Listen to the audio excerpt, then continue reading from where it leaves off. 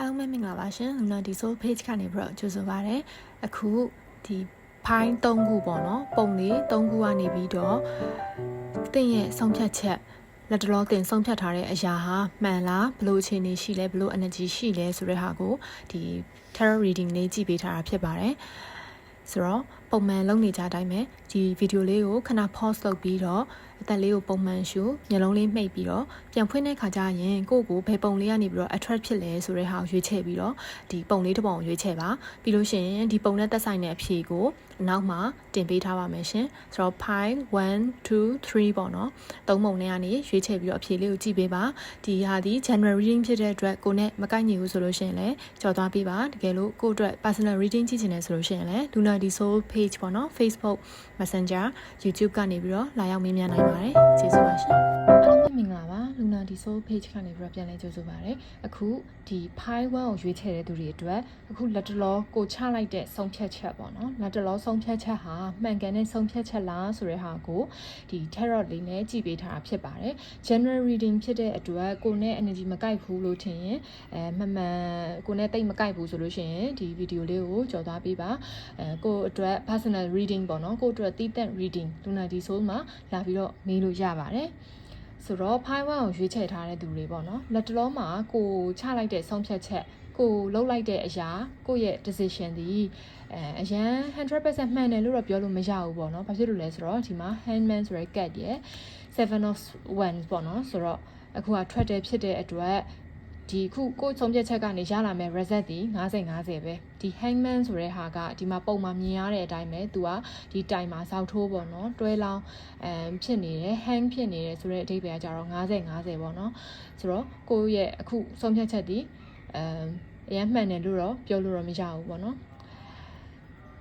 ဒါပေမဲ့အဲ့ဒီမှာကိုရဲ့ဒီပရိပက္ခပေါ့နော်ဖြစ်နေတဲ့ပရိပက္ခတွေကတော့အခုယာယီလက်တော်အနေနဲ့တော့အဲ့ဒါလေးတွေအဆင်ပြေသွားလိမ့်မယ်ပြေလည်သွားလိမ့်မယ်ပေါ့နော်ဒါပေမဲ့ကိုယ့်ရဲ့ပင်ပန်းမှုကိုယ့်ရဲ့လေးလံနေတဲ့အရာတွေ stress တွေကတော့ရှိနေသေးတယ်အခုဒီဆုံးဖြတ်ချက်နဲ့ပတ်သက်ပြီးတော့အဲ့ဒီလေးလံမှုတွေကတော့ဆက်ပြီးတော့ရှိနေအောင်မယ်ကိုကတော့ဒီအပြောင်းအလဲပေါ့နော်ကိုအခုချလိုက်တဲ့ဆုံးဖြတ်ချက်ကနေပြီးတော့ကောင်းမွန်တဲ့အပြောင်းအလဲကိုပဲမျှော်လင့်ပါအပြောင်းအလဲဖြစ်ဖို့ပဲဥတီပါတခုခုကိုရှေ့တိုးပြီးတော့ပဲလုပ်ပါဒီမှာ hangman ဖြစ်နေတဲ့အတွက်ပေါ့နော်ခုနကိစ္စလေးတွေကကြမ်းကြာနေတာမျိုးနှောင့်နှေးနေတာမျိုးဒီတိုင်းဆက်သွားနေတာမျိုးလေးတွေတော့ရှိနိုင်တယ်ဒါပေမဲ့တိတ်တော့စိတ်တမကြပါနဲ့အတက်နိုင်ဆုံးကိုယ့်ရဲ့ stress ကိုhandle လုပ်ရမှာပေါ့နော်အဲ့ဒီမှာဒီတွေးဝေမှုတွေပေါ့နော်ဆုံးဖြတ်ချက်ချပြီးကမှပဲတွေးဝေမှုတွေမပြတ်မသားဖြစ်မှုတွေလည်းကြုံရနိုင်သေးတယ်ဒီအရာကိုပဲထပ်ခါပြန်လဲမှန်ရဲ့လားဆိုပြီးပြန်လဲသုံးသပ်စဉ်းစားမိနေတာတွေဒါမျိုးတွေဖြစ်နိုင်တယ်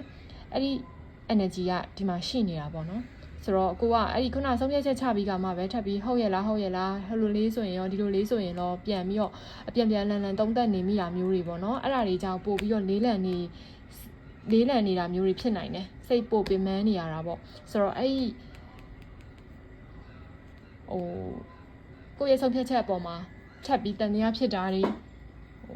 ပြန်လန်တွေးနေတာတွေကိုရက်လိုက်ပါအဲ့ဒါတွေကိုဆက်ပြီးတော့မလုပ်ပါနဲ့တော့ကိုတွေးနေသမျှကာလပတ်လုံးကိုရဲ့စိတ်ကိုပို့ပြီးတော့လေးလံနေတာမျိုးတွေဖြစ်စေလာမှာဖြစ်တဲ့အတွက်အဲ့ဒီအတွေးတွေကိုတက်နိုင်တဲ့လောက်မတွေးပါနဲ့တော့ကိုရဲ့ဆုံးဖြတ်ချက်တိုင်းပဲရှေ့ဆက်သွားပါဒီမှာရေဒီယာအနေနဲ့ကတော့ Six of Pentacles ကကိုယ့်ရဲ့မိသားစုမိဘဆွေမျိုးတွေထောက်ပံ့တာပေးကမ်းတာစွန့်ကြဲတာကိုထက်နှိမ်ပါတဲ့သူတွေကိုအလူဒါနပြုတာပေးကမ်းတာနည်းများမဆိုပေါ့နော်ပေးကမ်းတာလေးတွေကိုယ့်ရဲ့အဝတ်ဟောင်းဖနက်ဟောင်းတွေရှိရင်စွန့်ပစ်တာသူကောင်းတဲ့ဟာလေးဆိုသူများကိုပြန်ပေးတာဒါမျိုးလေးတွေလုပ်ပေးပါကံကောင်းလာပါလိမ့်မယ်ကျေးဇူးတင်ပါတယ် reading လေးကိုနားထောင်ပေးတဲ့အတွက်ကျေးဇူးပါဒီ Luna Diesel page လေးကိုလည်း YouTube မှာဆက်လက်ပြီးတော့ like and follow လေးလုပ်ပေးပါအားလုံးပဲမင်္ဂလာပါရှင် Luna Diesel page ကနေပြီးတော့ကြိုဆိုပါရစေအခုဒါ file 2ကိုရွေးချယ်ထားတဲ့သူတွေပေါ့နော်ဒီပုံ2ကိုရွေးချယ်ထားတဲ့သူတွေအတွက်ခုလက်တလောချထားတဲ့ဆုံးဖြတ်ချက်ဒီမှန်သလားမှားသလားဘယ်လိုအခြေအနေရှိလဲဆိုတဲ့ဟာကိုခုဒါ tarot reading ကြည့်ပေးထားတာဖြစ်ပါတယ် general reading ဖြစ်တဲ့အတွက်ဒီခု tarot reading ဒီကိုနဲ့မကိုက်ဘူးဆိုလို့ရှိရင်တော့ကြော်သွားပေးပါကိုအတွက် personal reading ကိုဒီ Luna Diesel မှာလာပြီးတော့မေးလို့ရပါတယ်ဆိုတော့အခု ဖိုင်2ကိုရွေးချယ်ထားတဲ့သူတွေလက်တော်မှာအခု decision ချထားတာတွေဆုံးဖြတ်ချက်ချထားတာတွေ action ယူထားတာတွေရှိတယ်ဆိုလို့ရှိရင်ကိုဆုံးဖြတ်လိုက်တဲ့အရာဒီနည်းနည်းတစွတ်ထိုးပေါ့နော်မြန်ဆန်နဲ့အလင်းစလို့ဆုံးဖြတ်ချက်ချမိတာလားဆိုတဲ့ဟာကိုပြန်သုံးသပ်ရပါမယ်အဲ့ဒီလိုမျိုးဒီကက်အရာကကြတော့အဲ့လိုမျိုးအလင်းစလို့နဲ့ဆုံးဖြတ်ချက်ချထားတဲ့ကတ်ထွက်တယ်ပေါ့နော်အဲ့လိုသာဆိုလို့ရှိရင်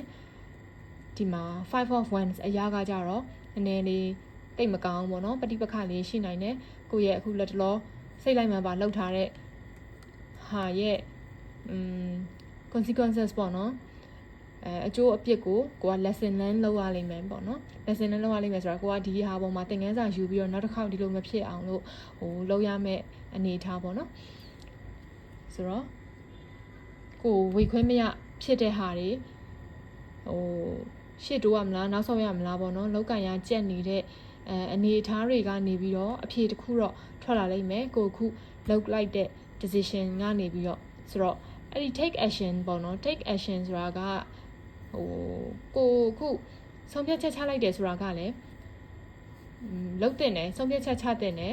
တခုခုကိုပေါ့နော်ကောင်းနေဆိုသည့်အဖြစ်ပေါ်အောင်လို့ကိုယ့်ဘက်ကနေပြီးတော့ action တော့ယူတဲ့နဲ့ဒါပေမဲ့အဲ့ဒီဟာဒီအနည်းစလို့တော့မဖြစ်သင့်ဘူးတေချာစဉ်းစားဆုံးဖြတ်တဲ့နဲ့ဆိုတဲ့ဟာပေါ့နော်အဲ့ဒီ message ကိုရတယ်နောက်တစ်ခုကကြတော့အချစ်ရည်တွေဘာတွေမှာဆိုလို့ရှိရင်တော့အဆင်ပြေနေလိမ့်မယ်ကောင်းမွန်နေပေါ့နော်ကိုအတွက်ကောင်းတဲ့လူနဲ့တွေ့ဆုံမှုရှိတယ်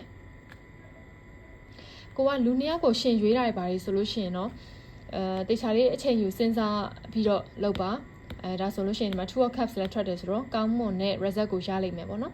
business နဲ့ပတ်သက်တာတွေဘာတွေပေါ့စီးပွားရေးနဲ့ပတ်သက်လို့ decision ချတဲ့ဟာတွေချဖို့ခုမှ decision မချရသေးဘူးချဖို့လုပ်တယ်ဆိုလို့ရှိရင်တော့ခုနပြောတယ်အလင်းစလို့ဆုံးဖြတ်ချက်ချတာတွေမလုပ်သင့်ပါဘူး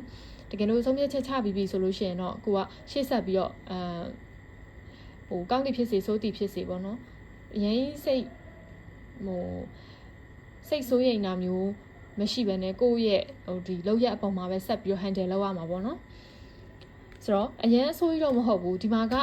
ဆုံးဖြတ်ချက်ကနည်းနည်းအလင်းစလို့ဖြစ်သွားတဲ့အောင်ရှိပေမဲ့နောက်ထပ်ပေါ့နော်ကောင်းမွန်တဲ့အရာလေးတွေတော့ရောက်လာဖို့ရှိတယ်ဒီမှာ magician တို့ justice ကကြတော့ဒီအခုလုပ်တဲ့လုပ်ငန်းတွေဆုံးဖြတ်တဲ့အရာတွေမှာမှန်ကန်ချိန်ထိုးဆောင်ရွက်ပါဒီအုံနောက်နဲ့နှလုံးသားနဲ့အခုလက်ရှိအခြေအနေတွေအရာရောအဖက်ကနေတုံးသက်ပြီးတော့မှလုပ်တဲ့နဲ့ဆုံးဖြတ်ချက်ချတဲ့နဲ့ action ယူတဲ့နဲ့ဆိုတော့အဲ့လိုလုပ်မယ်ဆိုလို့ရှိရင်တော့ကောင်းမွန်တဲ့အရာတွေကောင်းမွန်တဲ့ result တွေထွက်လာလိမ့်မယ်ကိုယ့်ပေါ်မှာကုညီတဲ့သူတွေပေါ်လာလိမ့်မယ်ဒီ six of cups အရာကလည်းရင်တော့ကအတိတ်မှာရေစက်ရှိတဲ့သူတွေကိုယ့်ပေါ်မှာကောင်းတဲ့သူတွေကိုယ့်ကိုကူညီပေးမဲ့သူတွေပေါ့နော်ဆွေမျိုးတွေကဖြစ်စေအပြင်လူဖြစ်စေဒါတွေရှိလာလိမ့်မယ်ရလာလိမ့်မယ်ပေါ့နော် magician အရာကလည်းကောင်းမွန်တဲ့အရာတွေကို manifest လုပ်တဲ့အရာတွေရောက်လာမှာဖြစ်တဲ့အတွက်energy အနေနဲ့နောက်ပိုင်းမှာပို့ပြီးတော့ကောင်းလာဖို့ရှိတယ်အခုလောလောဆယ်မှာတော့ decision မချရသေးဘူးဆိုလို့ရှိရင်တော့အလျင်စလို့မလုံးပြီးဖို့အထူးသတိထားရပါမယ်ကျေးဇူးတင်ပါတယ်ရှင်အားလုံးပဲမင်္ဂလာပါ Lunati Soul Page ကနေပြီးတော့ကြိုဆိုပါရစေအခု Pi 3ကိုရွေးချယ်ထားတဲ့သူတွေပေါ့နော်ပုံနံပါတ်3ကိုရွေးချယ်တဲ့သူတွေအတွက်အခုလက်တလောကိုယ့်ရဲ့ဆုံးဖြတ်ချက်ဒီမှန်ကန်လားဘယ်လိုအခြေအနေရှိလဲဆိုတဲ့ဟာကိုကြည့်ပေးထားတာဖြစ်ပါတယ်ဆိုတော့ Pi 3ကိုရွေးချယ်ထားတဲ့သူတွေပေါ့နော်အခုလက်တလုံးမှာဆုံးဖြတ်ချက်ချထားတာမျိုးတွေ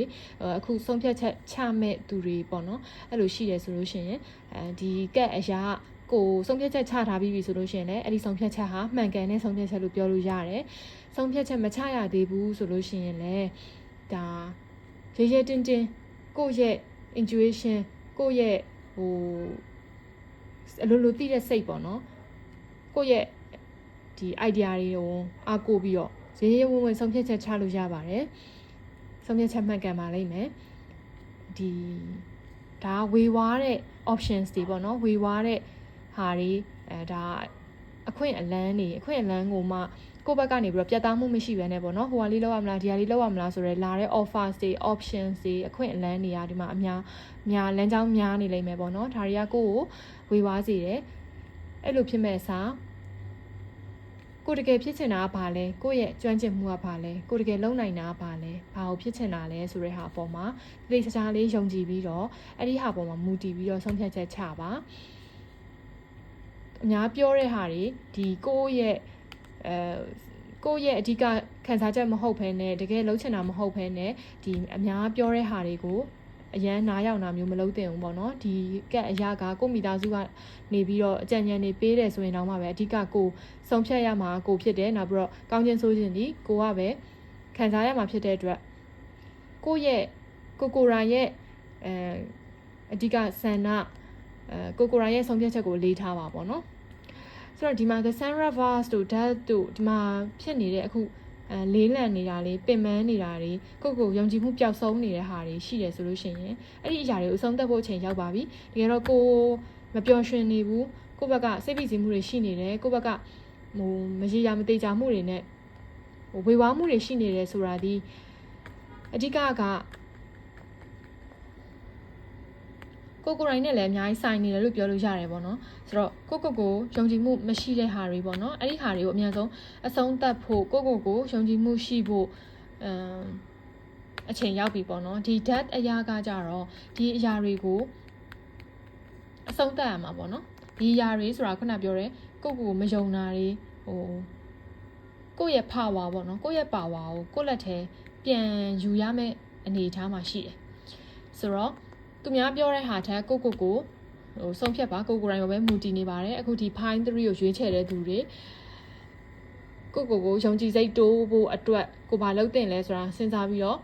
ယုံကြည်ချက်တိုးစေမယ့်အရာလေးတွေလုပ်ဆောင်ပါကိုရဲ့ intuition ကိုမေးပါတကယ်တော့ကိုလိုအပ်တဲ့အရာတွေကကိုယ်စီမှာရှိနေပြီးသားပါ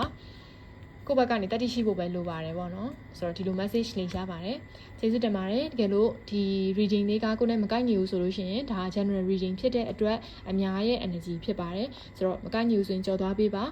ကိုယ့်အတွက် personal reading ကိုလည်း Luna Diso page မှာလာရောက်မေးမြန်းလို့ရတယ်YouTube လေးကိုလည်း subscribe လုပ်ပေးထားပါအောင်ရှင်အားလုံးကျေးဇူးတင်ပါတယ်